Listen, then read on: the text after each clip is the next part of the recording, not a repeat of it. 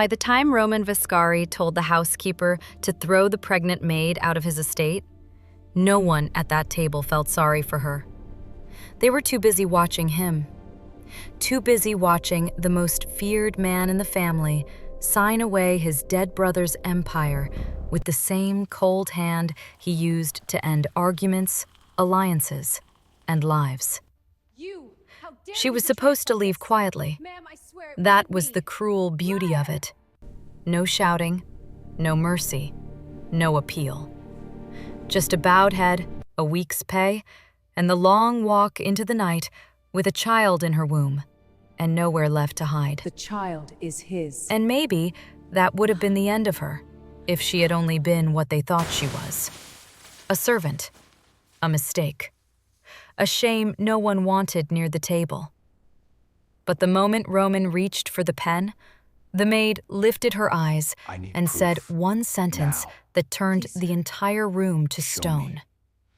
Not because she begged, not because she cried, but because, in a house built on blood, power, and inheritance, she revealed something that could tear the family open from the inside. Suddenly, the woman they had been ready to erase was no longer invisible. She was dangerous. To the woman sitting at Roman's right hand, to the men circling Luca Viscari's fortune like wolves, and worst of all, to Roman himself. Because if what she was saying was true, then the child under her heart was not a scandal. It was an heir. And heirs do not just inherit money. They inherit enemies. What no one in that room understood yet was that the maid had not stayed silent for months because she was weak. She had stayed silent because the truth was deadly. Because someone had already killed once to keep it buried. And because the second Roman Viscari believed her, the war would no longer be over Luca's name. It would be over his blood. And before the night was done, the man who had ordered her out of his house would have to decide whether she was a liar trying to destroy his family, or the only woman carrying the last piece of the brother he failed to save. The silver tray was already cutting into Elena's palms by the time she stepped into the Viscari dining hall, but she kept her shoulders straight and her eyes lowered. In that house, pain was private. So was fear. So was grief. The room glowed with old money and bad blood. A fire snapped in the stone hearth. Crystal reflected candlelight across the polished walnut table. At the head of it sat Roman Viscari, broad-shouldered, black-suited, mercilessly composed, with one hand resting beside a glass of untouched whiskey, and the other on a stack of legal papers that would decide who controlled half the ports on the eastern seaboard by midnight. He looked like the kind of man storms asked permission to enter. Around him sat capos, lawyers, cousins, and men who wore expensive watches over scarred wrists. No one spoke above a murmur. No one leaned back too far. No one forgot who owned the room. Elena moved between them like wallpaper. That had been her gift since arriving at the estate 8 months earlier. Invisible hands, quiet shoes, a bowed head. She dusted Roman's study, folded his shirts, scrubbed blood off marble once without asking questions, and never stayed long enough in any doorway to be remembered. That had become harder since her belly began to show. The black maid's dress no longer hid much. She had cinched the apron tighter that afternoon until she'd nearly gone dizzy. 5 months. Long enough to feel the small, fluttering turns low inside her. Long enough to know this child was real. Not a mistake. Not a dream. Not the last sweet lie Luca Viscari had left behind before a bullet put him in the ground. At the far end of the table, the the family attorney adjusted his glasses and cleared his throat. "As there is no lawful spouse and no registered issue," he said, sliding a document forward, "all of Luca Viscari's holdings revert to the acting head of the family, Mr. Roman Viscari, effective immediately." Elena stopped breathing. For one terrible second, the room blurred. Luca's holdings, his apartment in the lawn, his shares in the shipping line, the old vineyard in Sicily he had once told her he wanted to disappear to when all of this was over. Every trace of him, absorbed, erased, signed away like he had never laughed in the kitchen at 2 a.m. with his tie hanging loose, like he had never pressed his forehead to hers and whispered, "If anything happens to me, you do not let them bury my blood." "Elena." The voice was silk dipped in poison.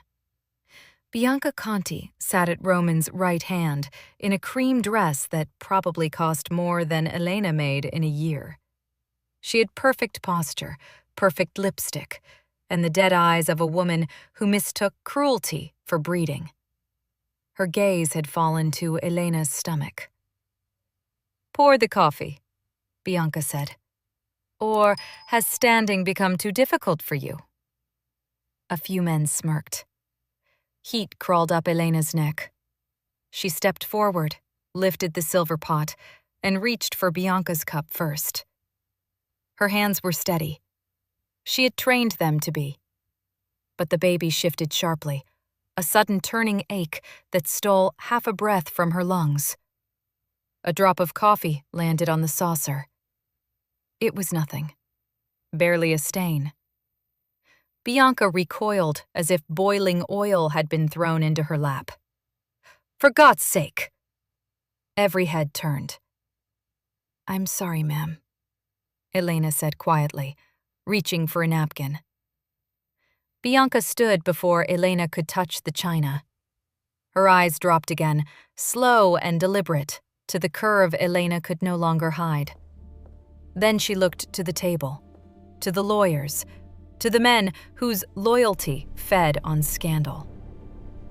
"Well," Bianca said, her voice bright with malice, "that explains the sloppiness." Silence thickened. Roman finally lifted his eyes. Elena had learned not to look at him for long. Roman Viscari's face gave nothing away cheaply. He was 36, hard where his brother had been warm, controlled where Luca had been reckless, and so dangerously handsome it almost felt unfair. But there was no softness in him now, only irritation. Only that cold, assessing stillness that made seasoned men sit up straighter.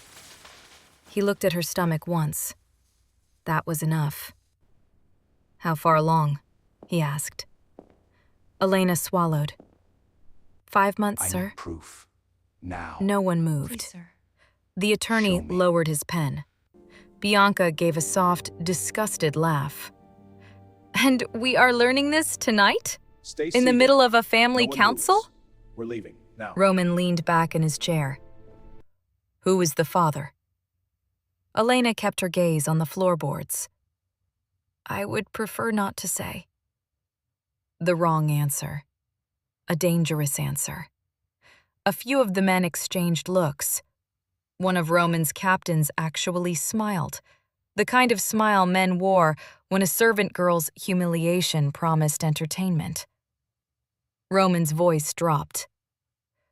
"You are a maid in my house," he said. "Not a guest, not a mystery.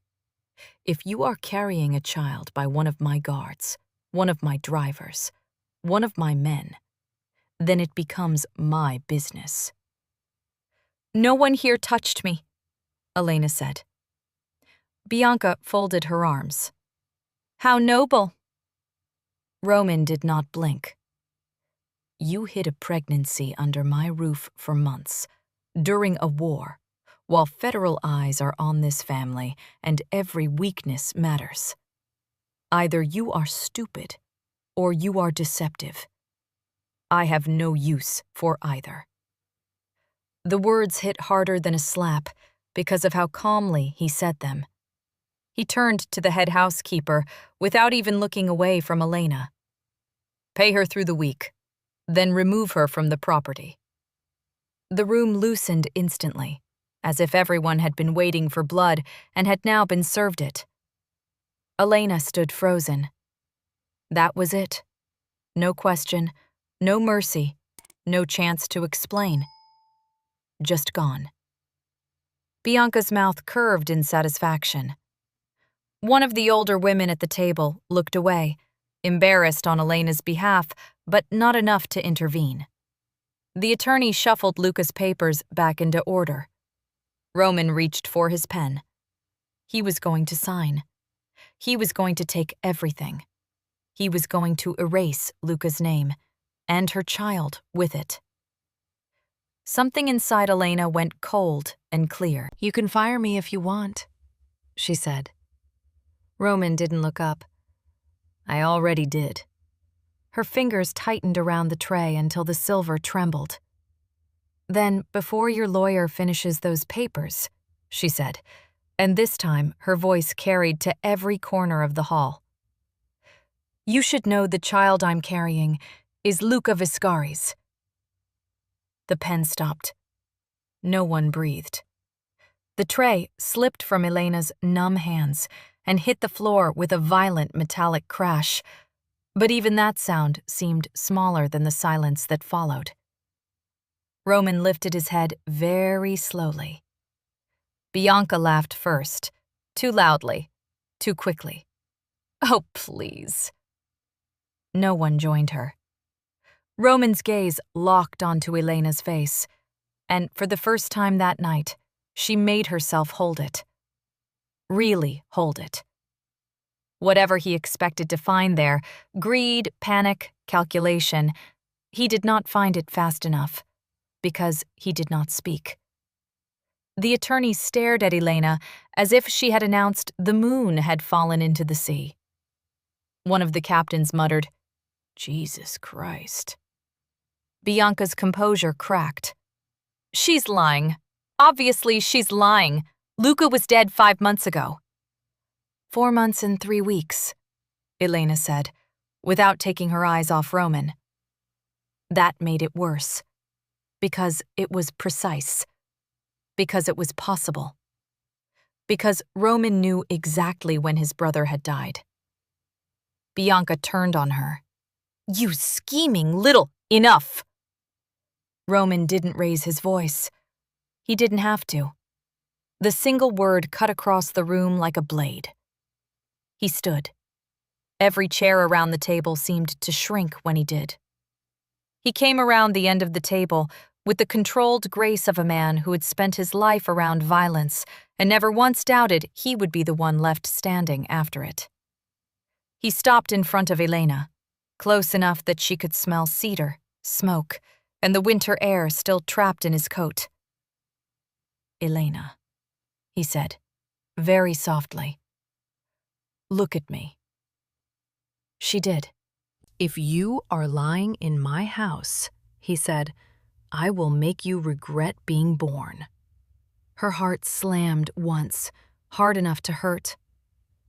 "I know," she whispered. Something flickered in his expression then.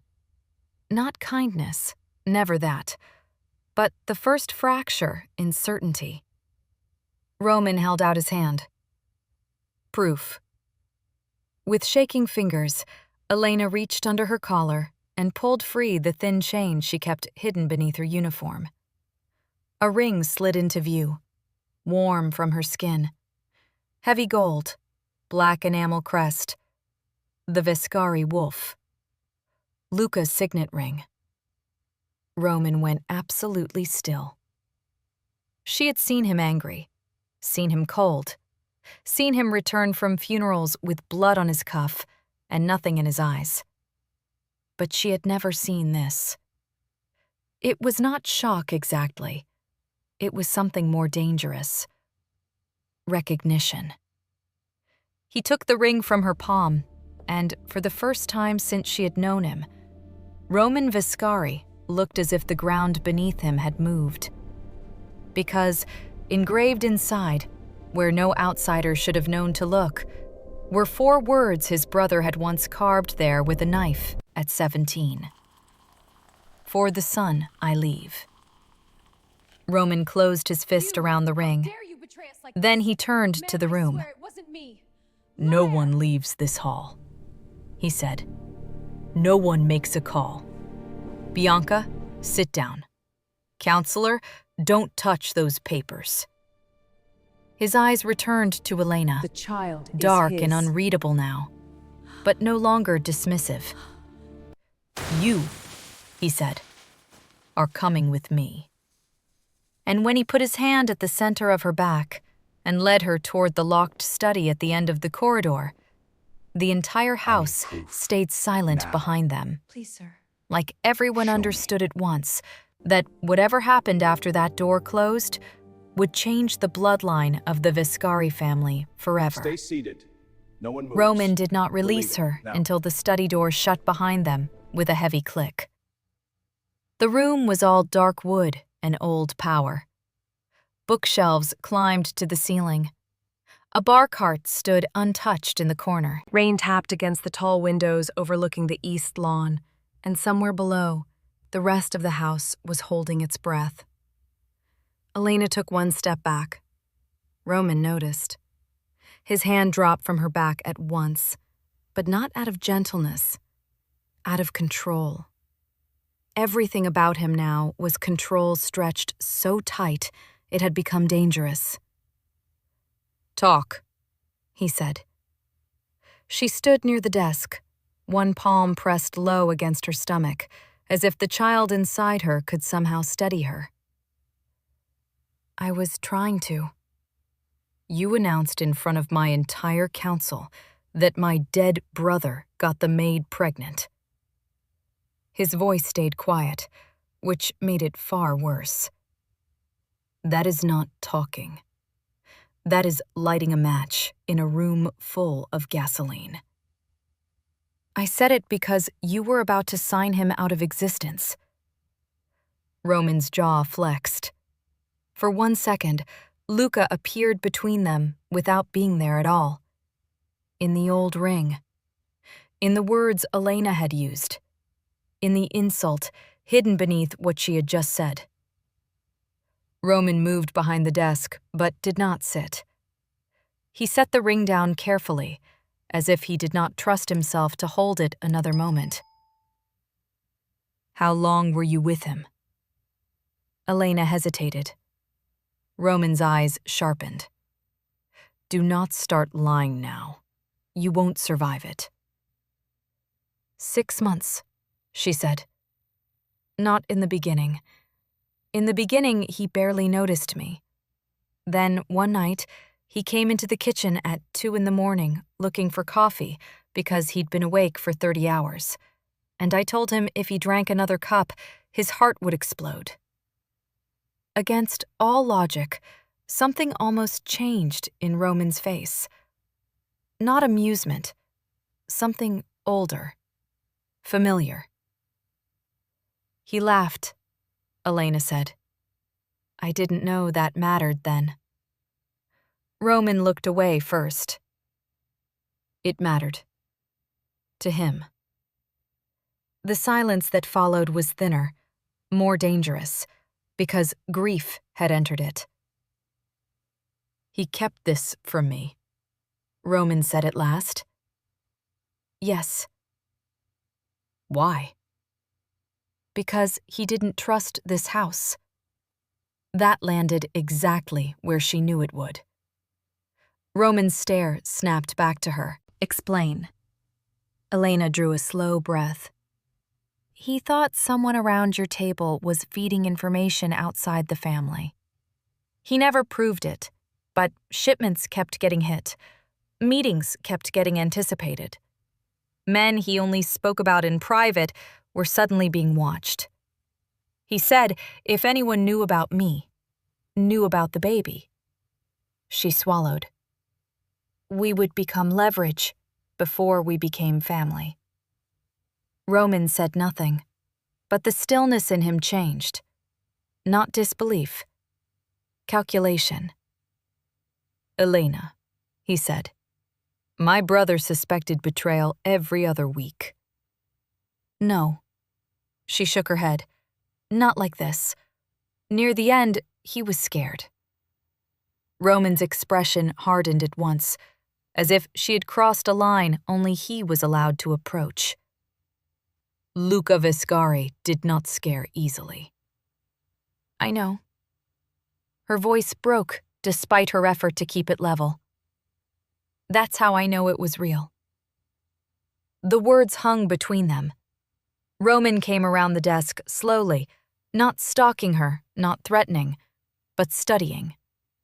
She hated how sharply aware she was of him in motion, of the contained force in his body, of the fact that in another life he would still have looked like danger, even without the blood and empire and graveyard attached to his name.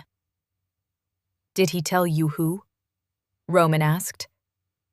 "No." "Did he suspect Bianca?" Elena blinked. "You're asking me that?" "I'm asking the only person in this house who may have heard something my brother chose not to tell me." She almost laughed, but there was no room for laughter. "He didn't say her name," Elena said. "He said the traitor wasn't loud, wasn't obvious. Said the most dangerous people in this world are the ones who smile while they count what your death will be worth." Roman went still again. Bianca's face flashed in Elena's mind. Cream silk, red mouth, empty eyes. "He left me something," Elena said quietly. That got his attention. "What?" She reached into the hidden seam of her apron and pulled out a small brass key wrapped in a scrap of linen. Roman's gaze dropped instantly. "He gave it to me 2 weeks before he died," she said. "Told me if anything happened, I was to keep quiet until I had no other choice. Then find you only if you were the last door left." Roman took the key from her fingers. "Find me," he repeated. "He said you'd hate me on sight and distrust me on principle. But if I showed you this and the ring, you'd listen long enough not to get us both killed." A dark, humorless breath escaped Roman. It was the nearest thing to a laugh she had ever heard from him. "That sounds like Luca." He turned the key over once in his hand, then looked at her with fresh suspicion. "Why wait until tonight?" "Because until tonight, I thought I could disappear before anyone noticed. I thought I could leave the city, have the baby somewhere quiet, never touch your family again."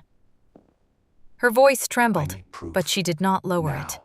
"Please, sir." "Then I heard the lawyer say there was no issue, no heir. I understood what would happen next. Once the papers were signed, Stay seated. Luca's name would No one become a moves. settled matter. We're leaving now. If someone killed him for what he knew, they would come for the only thing he left behind." Roman's eyes moved to her stomach. Not dismissively this time. He was silent so long that she could hear the rain again, hear the ticking of the old brass clock on the mantel, hear her own pulse in her ears. Finally, he asked, "Why did Bianca know before I did?" Elena frowned. "What?" "At dinner. She looked at you once and went for your throat, like she had been waiting for the moment." His voice flattened. "Women like Bianca do not improvise. They prepare." Elena thought back. The small things she had ignored. Bianca's maid asking strange questions. Twice finding her room disturbed when nothing was taken. The seam in her coat moved half an inch from where she always stitched it shut. Little violations that had felt ugly, but not yet lethal. "She had one of the upstairs girls watching me," Elena said. "I never proved it, but someone searched my room." Roman's face became unreadable. Then the handle turned. Hard. Both of them moved at once. Roman crossed the room in 2 strides and pulled a gun from the drawer of a side cabinet so fast Elena barely saw the motion. He shoved her behind him just as the door opened and Matteo, his head of security, stepped inside. Matteo stopped cold at the sight of the pistol aimed between his eyes. "Easy, boss," he said, lifting his hands. "You told me no one enters unless the house is on fire." Roman did not lower the weapon. "Maybe it is." Matteo's gaze flicked once toward Elena, then to her belly, then back to Roman. Whatever he saw on Roman's face kept him very careful. "We've got a problem," Matteo said. Bianca made a call from the blue parlor 3 minutes after dinner broke. Burn phone. We caught half of it before she smashed the device. A crack went through the room. Roman's expression did not change. "To whom?" "We don't know yet." Matteo hesitated. But the gate cameras picked up 2 cars slowing outside the south wall. Not police. Not ours. Elena's blood turned to ice. Roman finally lowered the gun. "How many men on the grounds?" 12 inside, 8 outside, 2 at the Kennel Road." Matteo's eyes shifted to Elena again. "If somebody learned what was said at that table, they won't wait until morning." No one had to say it aloud. They were coming for the child. Roman turned back to Elena. In the space of 1 minute, something final closed in him. The interrogation was over. The war had arrived first. He took the ring from the desk and pressed it into his inside pocket. Then he held up the brass key. "Do you know what it opens?" Elena shook her head. "He never told me." Roman stared at it once more, and this time, recognition hit hard enough that even Matteo saw it. "The harbor safe vault," Roman said. Matteo swore under his breath. Roman's gaze cut to him. "Get me the armored car, not the main one." The gray sedan from the west garage. Quiet team only. No house staff, no cousins, no one Bianca can charm or buy. Matteo nodded once and disappeared. Elena stepped forward before she could stop herself. "You're taking me there." Roman looked at her as if measuring whether she understood the sentence she had not quite spoken. "Yes," he said. "Then this is real." His face turned colder, not because he doubted it anymore, but because he didn't. "It was always real," he said. "I just hadn't decided whether you were." The words should have cut.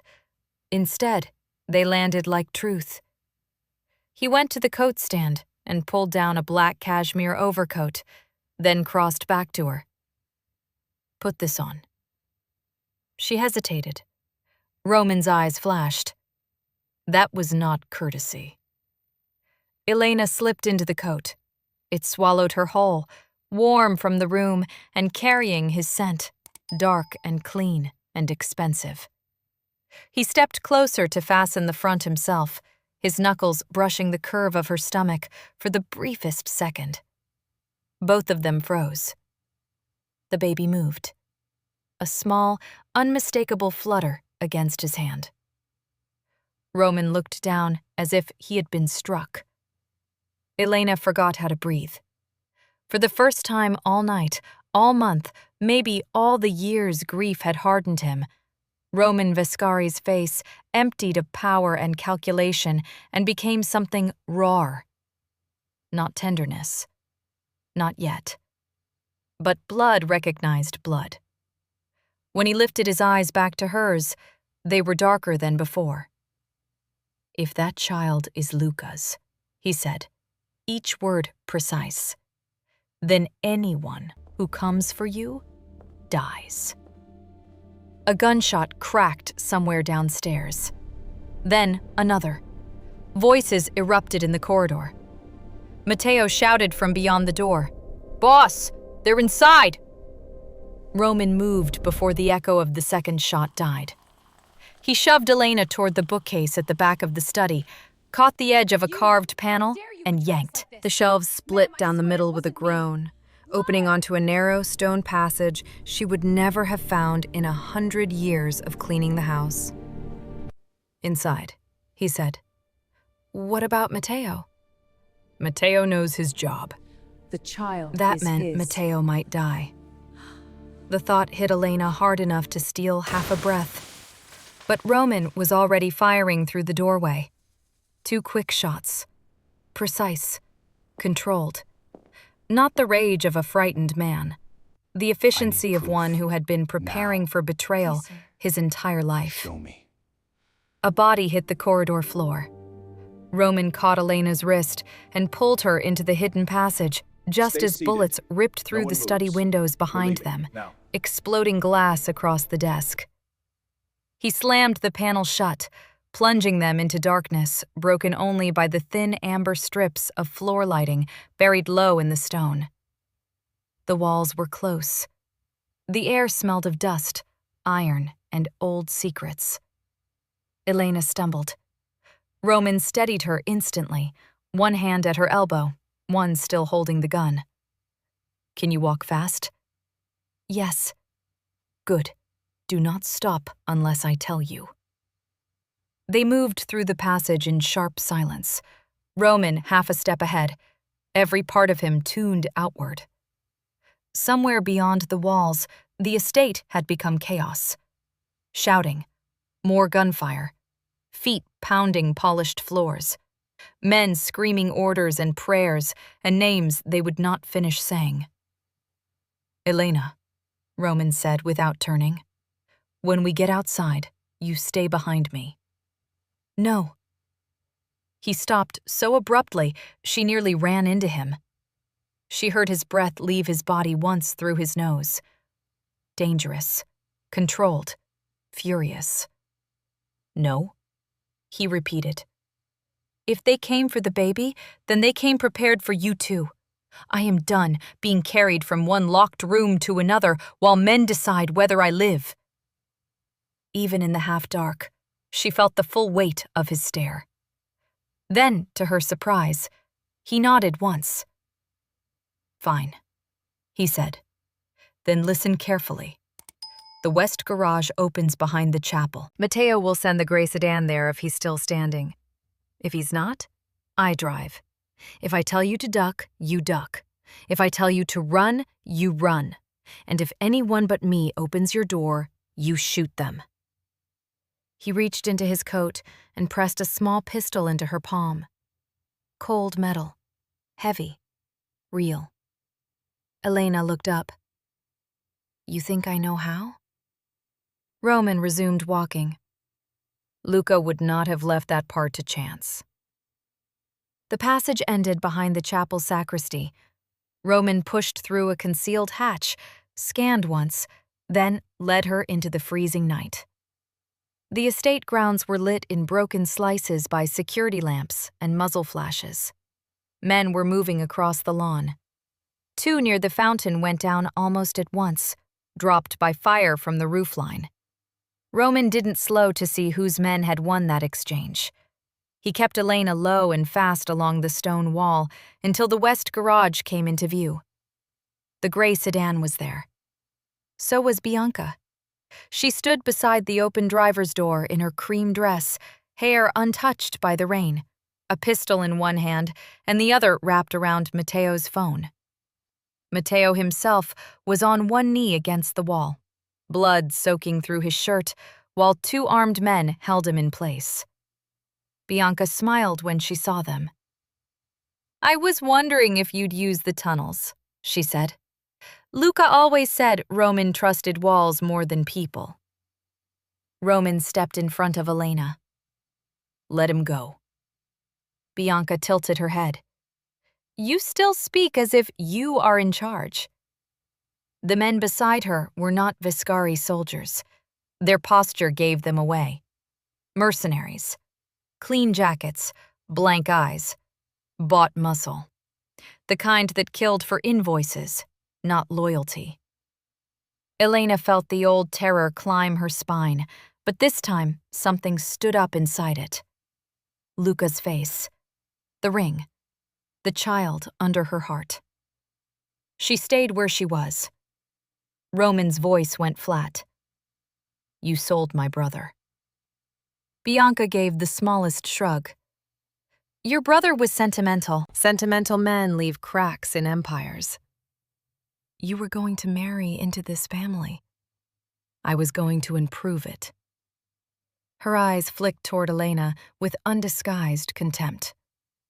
Instead, he crawled into the servants' quarters and left a problem. Elena's fingers closed more tightly around the pistol. Roman did not move. "Who were you working for?" Bianca smiled again. "That question is late." A car engine turned over beyond the trees. Another set of headlights cut through the rain at the South Drive. Reinforcements. Bianca lifted her gun toward Elena. "I never cared about the money, Roman. But bloodlines matter. If Luca left an heir, certain signatures become inconvenient. Certain inheritances become unstable." Matteo, pale with blood loss, lifted his head. "Boss." The shot cracked before he finished. But it did not come from Bianca. Elena had fired first. The recoil tore through her wrist. The bullet took the mercenary holding Matteo in the throat. Roman moved at the same instant, faster than thought, dropping the second man with 2 shots to the chest before Bianca could turn her weapon fully. Then, everything detonated. Bianca fired wildly. Roman drove Elena behind a stone pillar as bullets shattered the garage lights. The world became sparks, rain, and thunder. Matteo lunged for the fallen rifle at his feet. Elena heard him roar in pain and rage as he came up shooting. Roman leaned out, fired once. Bianca's gun spun from her hand. She cried out, stumbling backward into the sedan, clutching her wrist.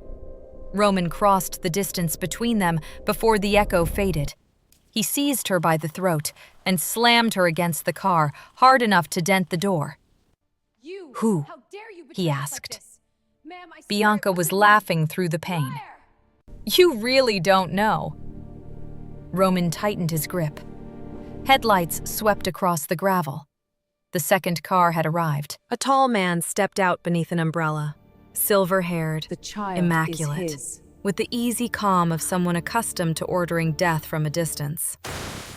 Elena knew the face at once.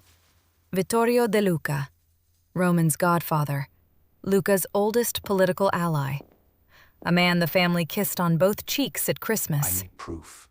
Now. Roman went still. That was all the answer he needed. Vittorio looked from Bianca to Roman, then to Elena, then lower to her stomach. Stay seated. No one moves. "What a We're leaving. mess," Now. he said.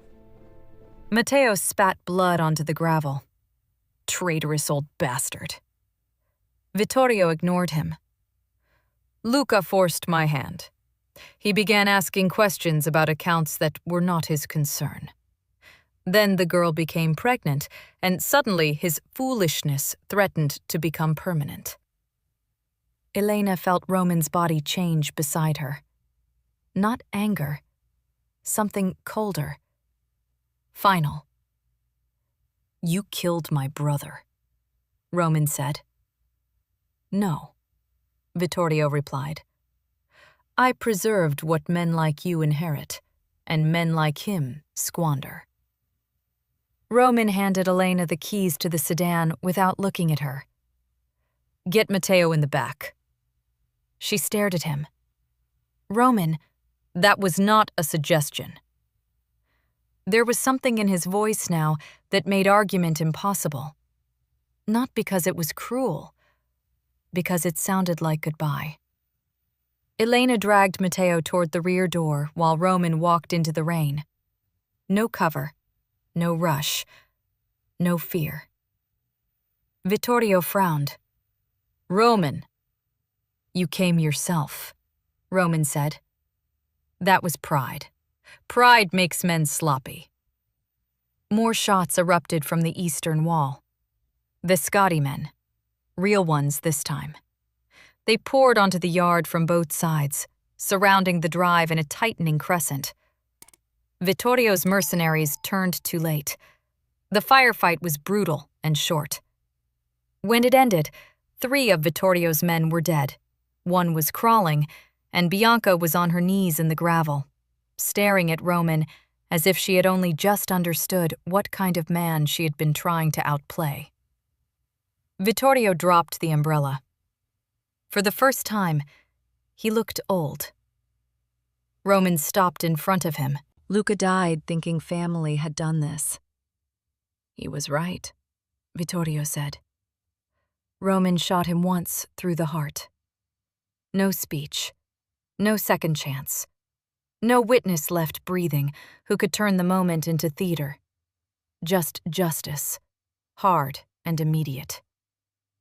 Bianca began to cry then, not prettily, not elegantly. She crawled once through the wet gravel, reaching for Roman's shoe as if she could still negotiate. He looked down at her with complete absence. "Take her alive," he said to the men behind him. "She talks until there's nothing left to say." Then he turned away from her, forever. By the time they reached the harbor vault, dawn was bleeding into the sky. The safe deposit room beneath Pier 9 was concrete, steel, and silence. Roman opened Luca's box with the brass key, while Elena stood opposite him, exhausted to the bone, Matteo bandaged and guarding the corridor outside. Inside were 3 things: a sealed packet of documents, a flash drive, and a letter with Elena's name written in Luca's hand. Her knees nearly gave out. Roman passed her the letter first. She opened it with shaking fingers. "If you are reading this, little storm, I was right about 2 things. You are in danger, and my brother is still the only man alive too stubborn to die before finishing what I started." Elena made a sound that was half laugh, half sob. Roman looked away for a second, jaw tight. Inside the packet was a notarized declaration of paternity, signed and dated. Beneath it, a private will. All Luca Viscari's personal holdings, protected trusts, and voting rights held in abeyance for his unborn child, to be administered by Roman until the heir reached legal age. At the bottom, in Luca's reckless hand, one final line. "If it's a girl, let her be feared. If it's a boy, teach him kindness before power ruins him." Elena pressed the paper to her mouth. The flash drive held everything else: offshore transfers, call logs, security footage, names, dates, proof enough to collapse half the alliances that had kept vultures circling the Viscari family for years. Luca had not died empty-handed. He had died building a blade. Roman closed the file and looked at Elena across the steel table. There was no distance left now. Not the distance of master and maid, not the lie of invisibility. Too much blood had crossed between the beginning and this morning.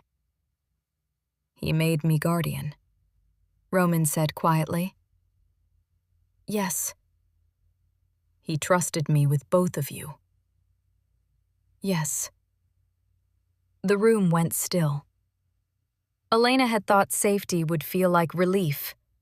Instead, it felt almost unbearable. After so many months of hiding, of swallowing words and lowering her head and making herself smaller to survive, being seen this fully felt like standing unarmed in bright light. Roman came around the table and stopped in front of her. "I was wrong about you," he said. That alone was more apology than most men like him gave in a lifetime. But he was not finished. "When I told them to throw you out," he said, I almost delivered Luca's child to the people who murdered him. His voice roughened for the first time. Ma'am, I swear it wasn't I me. will carry that for a long time. Elena searched his face. Then carry this too. She took his hand and placed it against the place where the baby shifted. The Roman child went is motionless. his. A second later, the child moved again, small and certain beneath his palm, as if answering a name not yet spoken. Something in Roman's face broke open then. Not widely, I not need softly, proof. Now. but Please, enough. sir. Enough Show for me. grief to become vow. When he looked at her, the iron was still there, the danger, Stay the seated. authority that No could one make moves. rooms fall We're leaving. silent. Now. But there was something else now, something steadier and far more frightening to anyone who threatened her. Devotion. The papers will be filed today, he said. By noon, the world will know Luca left an heir. By nightfall, the men who came for you will be choosing whether to kneel or disappear. And me? Elena asked. Roman's thumb brushed once against the fabric over her stomach, almost absently, almost reverently. You, he said, will never be dismissed from my house again. Outside, the first clean light of morning spread over the harbor, cold and silver and merciless. But inside that vault, with Luca's final words between them and the future turning alive beneath her heart, Elena understood something at last. She had entered the Viscotti estate as a servant. She would return as the mother of its heir. And this time, when the room fell silent for her, it would not be because she was easy to erase. It would be because everyone in it finally understood that the woman they had tried to throw away was now part of the blood they would have to fear. Tell me in the comments, did Elena do the right thing by speaking up? And if you enjoy intense stories with shocking twists and unforgettable endings, hit like, subscribe, and turn on notifications for the next one.